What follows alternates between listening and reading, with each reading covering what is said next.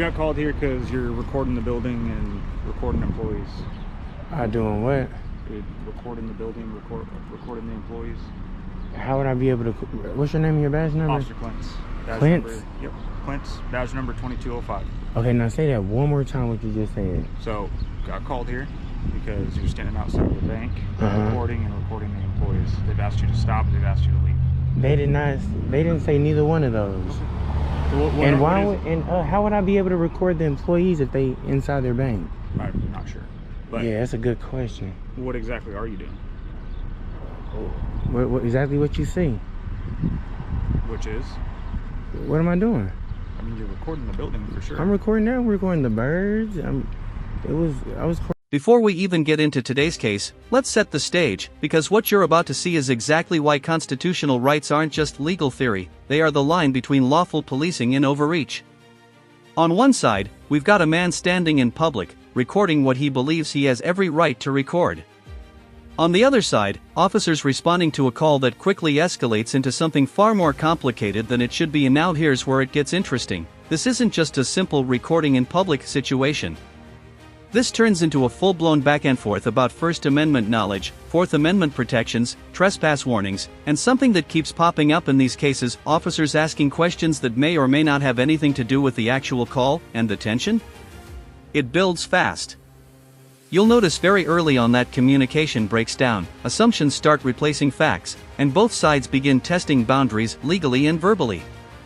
What starts as a routine interaction slowly transforms into a debate about rights, authority, and whether everyone on scene actually understands the law. Yeah. Okay. And the last question I can ask you is, what's the First Amendment? First Amendment? Yeah, the 5 elements of the First Amendment. Oh man, dude, it's been so long. So long? What do you mean by that? So long since I've studied that?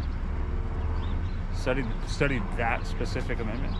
The first. It's the first. It's free speech. Religion.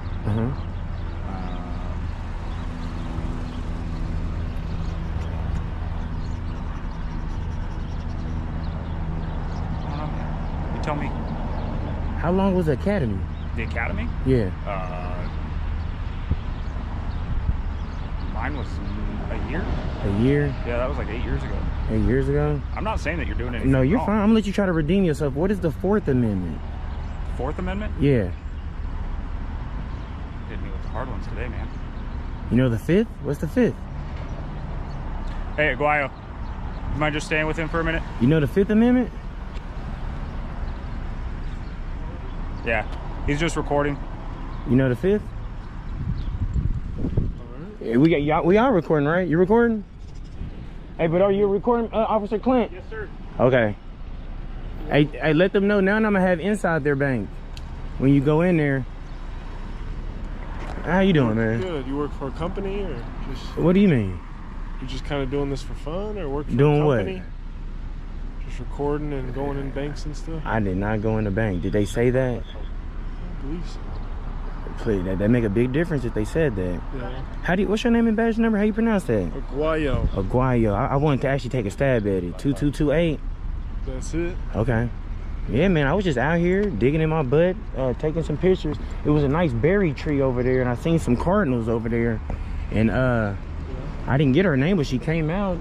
She was screaming, but I really couldn't make out what she was saying. Like somebody in the bank or a customer? No, somebody in the bank. I think it was a worker there. So you were just looking at cardinals, you said? I was just walking around. So just walking. It's a nice day, isn't it? It is very nice. Shit, before the sun come out, you know. Yeah. So something that you're is that your partner? Are y'all partners? Yeah, we work together. Y'all work together? Something he just had really like an issue with was what is the First Amendment? The 5 elements. 5 elements of it? Of the First Amendment. That's what he said? We're asking. Like freedom of speech and all that? What's the first? And all of that. What's the rest of all of that? It's 5. Yeah, it's 5 elements. Do you know the 5? Not off the top of my head, no. I'm gonna let you redeem yourself. How about the Fourth Amendment? You got any ID on you? Huh? You have any ID on you? Sure. Can I see it, please? Can you see it? You want to trade IDs? I mean, you've got my ID. No, your ID. Okay. So, You're going to be trespassed from here? I wasn't on their property though. Okay. They don't want you to come back. Well, let them know if you can go back. So what I need from you... If you can go back in there, let them know I trespassed them as well. I never stepped on their property. What I need from you is your ID. Can we get a supervisor out here, please? Sure. Yeah.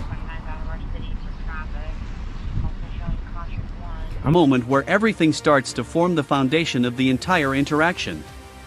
The officers arrive with a pre-existing narrative. Someone is allegedly recording employees inside a building. But immediately, that claim starts to wobble when you actually listen to how it's being described. There's uncertainty in the explanation, and that uncertainty matters. What's important here is tone and framing. The individual recording is not inside the property, yet the situation is already being framed as potentially problematic. This is where most public interactions either de-escalate or spiral. Because once assumptions lead the conversation instead of facts, everything after that becomes reactive instead of investigative. Also notice something subtle but critical: the rapid questioning. Name, badge num. I'm gonna scoot on this side just so I won't be so close to the curb over here.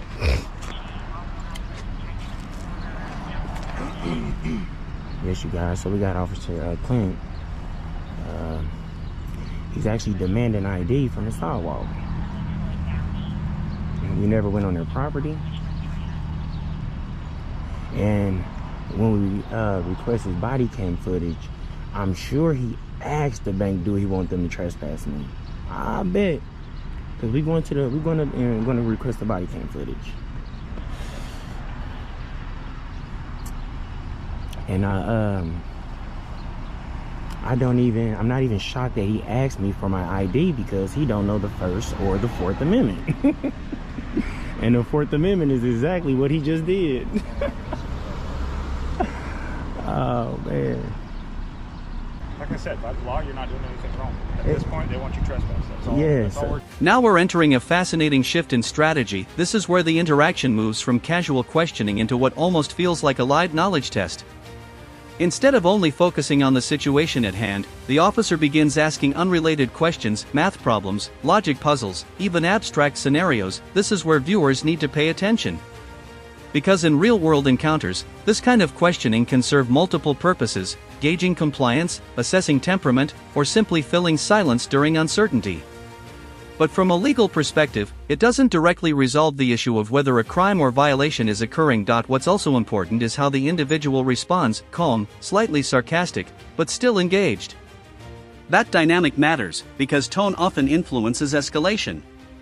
And in many cases like this, the conversation becomes less about law and more about performance. Who appears more trying to get done here. Yeah, so by law, I don't have to show you ID, sir. Not from a sidewalk, minus the crime.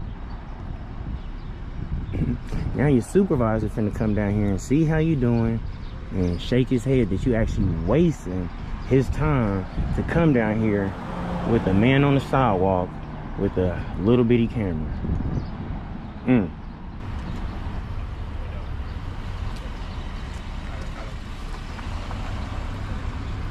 I see that. Is that for breast cancer? It's coming up. Yeah. How's it going? How you doing, man? What's your name and badge number? Sergeant Rippy, 0315. How you doing, Mr. Rippy? I'm not too bad. How about yourself? What you got for me? I don't have anything. I was told you wanted to talk to me. Am I detained or am I free to go? No, you're free to go. You haven't done anything wrong. Okay. I mean, that's all. Okay. Did the bank want to talk to me about anything? Nope. Okay. He just requested you, so. Yeah, yeah, because Mr. Clint, he said by law I have to give him my ID. I mean, yes. By law, and I'm on the sidewalk, minus no crime. They want you warned for trespass, so we want to know who you are so that we can give you the trespass warning. Yes, I've never been on their property though. You don't have to be on their property for them to tell you that they don't want you to come on their property. So but the reality of it is we know who you are. We'll recognize you. We've been dealing with you for the last several days. So questioning to something far more serious: legal awareness. The First, Fourth, and Fifth Amendments are not abstract trivia. They are foundational protections that define how law enforcement can and cannot interact with citizens. What stands out here is hesitation.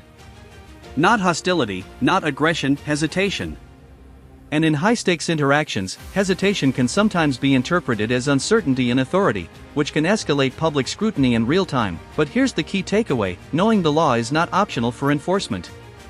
When constitutional questions enter a stop like this, the expectation isn't perfection, but it is baseline competence. And when that competence is publicly questioned, especially on camera, the entire interaction becomes part legal discussion, part public accountability moment. If you show up on their property, we'll find out the rest of the information that Correct. we need, and we'll go about it that way. Exactly, Mr. Rippy. So I'm not worried about it. If you can do me a favor, can you go back in there and let them know I want them trespass for mines as well? From yours where? My property. What property where?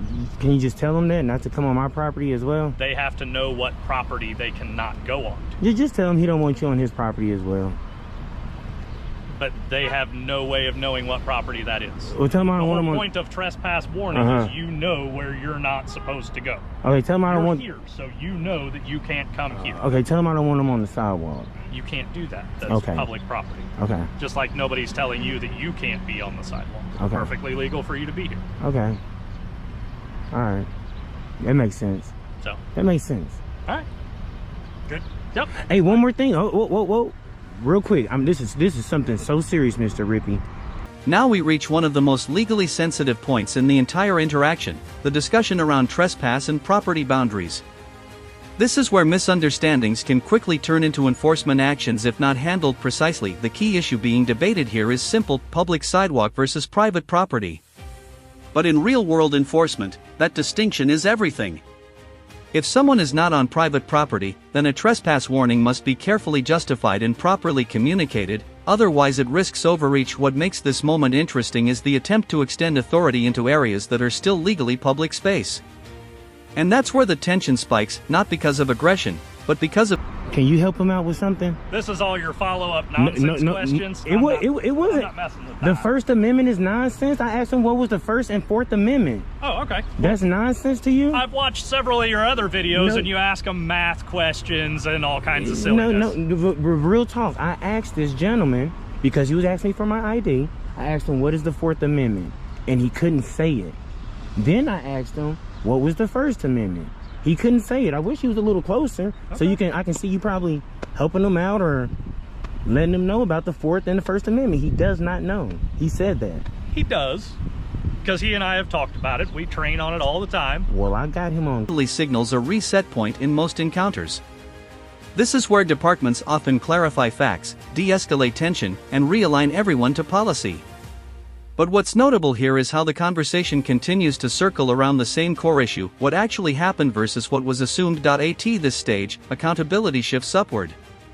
It's no longer just about the initial responding officer, it becomes about departmental interpretation of rights, trespass thresholds, and whether probable cause or reasonable suspicion actually existed in the first place. And that's what makes supervisor involvement so important. It's not just oversight, it's legal calibration in real time.